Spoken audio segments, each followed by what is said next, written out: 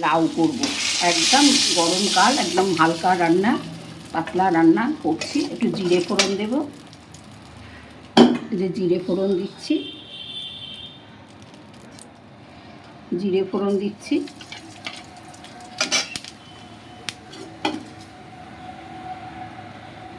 একটা লঙ্কা ফোড়ন দিলাম, শুকনো লঙ্কা, এই যে নুন হলুদ একটু চিনি হালকা দিয়ে দিলাম।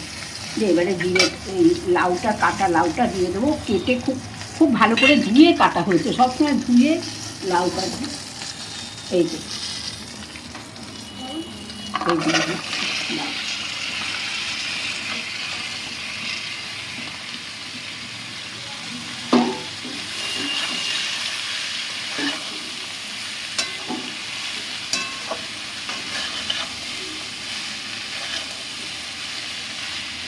অল্প একটু জল দেব,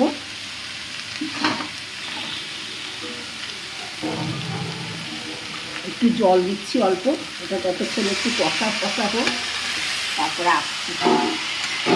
জল দিলাম, জল দিয়ে এবার ঢেকে দেবো। আমি কীভাবে রান্না করছি আপনারা একটু দেখবেন। ঢেকে দিলাম, একটু সামান্য জল দিয়ে সিদ্ধ হয়ে গেছে, দেখুন আপনারা। আচ্ছা, এইবারে মশলা দেবো, হালকা মশলা দেবো। এতে একটু আদা আর একটু জিরে বাটা আছে, নুন আর হলুদ দিয়ে এটা পেস্ট করা। হ্যাঁ, আর এর মধ্যে একটু নারকেল আছে সামান্য, বেটে দেওয়া আছে সবটাই। এই হালকা মশলা দিলাম, অল্প একটু মশলা দিয়ে কষে নিচ্ছি।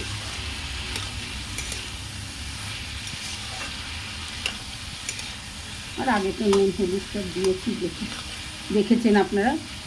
এই যে কষা কষা করে এবারে মাছের মুড়ো দুটো দেবো।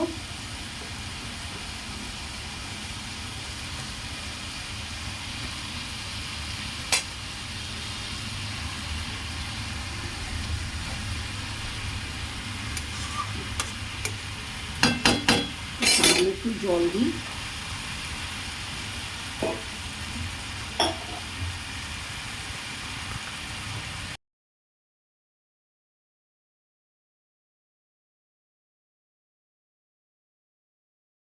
দিয়ে দিলাম, দিয়ে